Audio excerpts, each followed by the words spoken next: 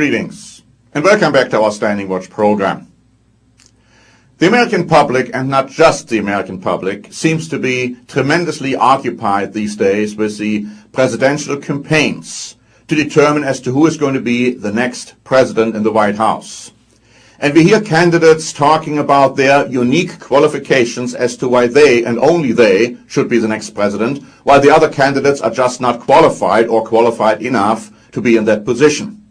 And we find that millions upon millions of dollars are being spent in the process, money which could be used for so tremendously more important and necessary and needful projects. But did you know, my friends, that the problem with the presidential elections as we are having them today are much deeper than just that? Recently, a presidential candidate was asked what Jesus Christ would do in his position, and he said he would be too smart to run. And even though this sounded like a funny comment, the candidate was actually quite accurate in his assessment. You see, Jesus Christ wouldn't get involved in these political debates today because he would be too busy proclaiming the gospel of the kingdom of God. He said that he came when he did to proclaim the gospel, the good news of the kingdom of God, of a better world, of the time when God would restore his rule over this earth. And he said also in Matthew chapter 24 and verse 14 that the gospel needs to be preached first in all the world as a witness, and then, and not before then, the end would come, the end of this present evil age, which is ruled by Satan the devil, and which would be replaced by a better world to come, a world when Jesus Christ would return to rule this earth with righteousness and in peace. Also, a problem with the presidential campaigns is that people are looking at every comment and watching every debate there is, and in doing that, they forget the perspective they should have insofar as world events are concerned. Because not everything evolves around presidential campaigns. You see, all kinds of things happened this week. I wonder whether you heard about them. Now, the presentation of the news on American news channels was never the greatest, but it seems right now it has reached an all-time low. So let me just recapitulate some of the things which happened. Did you know, for example, that India just launched for the first time a missile from a submarine, something which now prompted the president of Pakistan to say that a new arms race has begun.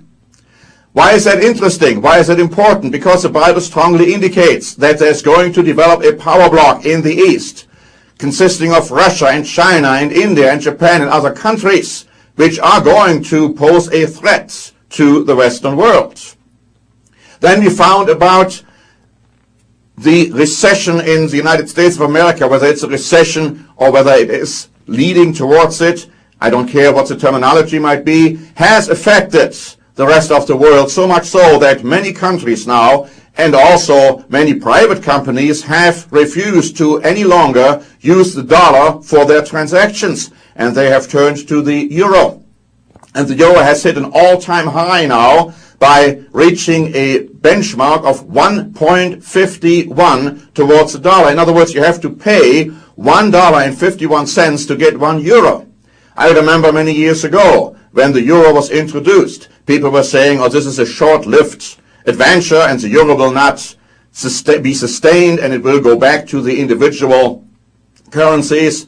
And you might even find statements which I have made over the air or in sermons saying that the euro is destined to become the most powerful currency in the world. How did I know it? How could I know it? Because the Bible clearly prophesies it.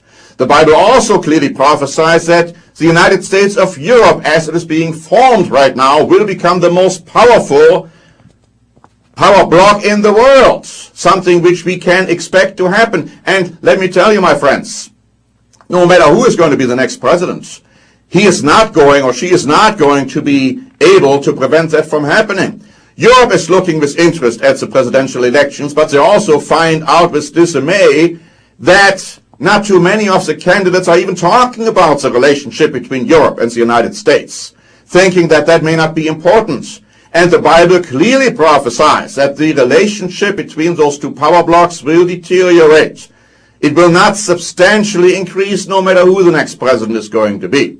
And you need to know about these things. You need to know about the fact that, for instance, we have now received a report that Iran might be able to produce nuclear weapons by the end of the year. In spite of the fact that there was a report issued here in the United States saying that Iran has forgotten its nuclear ambitions. What about the conflict with Serbia and Kosovo? Kosovo just declared its independence, and many countries, including the United States, including some of the European countries, were quick acknowledging that independence, whereas other countries like Russia and China objected to it. And now we have seen an outbreak of violence in Serbia. And Europe is very concerned, and the Europeans are being asked to intervene, not the United States. The Europeans are. Why are they so concerned? Well, because they realize and they remember that World War I started because of a murder in Serbia. And then we find that Turkey has invaded Iraq and has angered there by the United States and Iraq and Europe. And we find out about earthquakes, a big one in England, one before in Palestine, Lebanon, and one before in Greece. And Jesus Christ said that earthquakes would increase here and there before his return. And statistics tell us that 2007 was a year with the highest amount of earthquakes in recent history, topping the 4.0 magnitude on the Richter scale.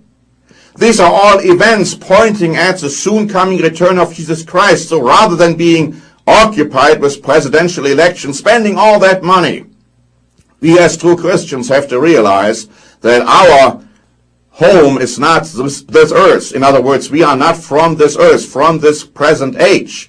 Our citizenship is in heaven, and Jesus Christ will come down from heaven to this earth to bring his reward with him, and we as true Christians will rule with Jesus Christ on this earth for 1,000 years, as it says in the book of Revelation.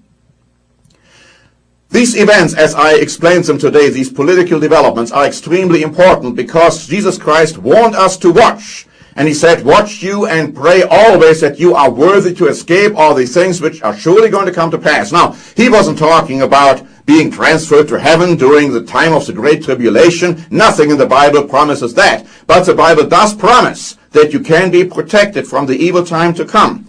My friends, we have prepared a booklet which I'd like to introduce to you and ask you to read it. It's about the Great Tribulation and the Day of the Lord. It shows you in the light of biblical prophecies and what is happening in world events today, how these terrible times are going to come about, but also how you are going to be able to be protected from them if you know what to do. Things could change. Things could even change for this country if the whole country would turn around and look at God and follow God and obey him. Keeping the Ten Commandments would be a good start, but many tell you today the Ten Commandments are no longer in effect, at least not all of them. How can we expect God to protect us, God to help us, if we turn our back on God and his law?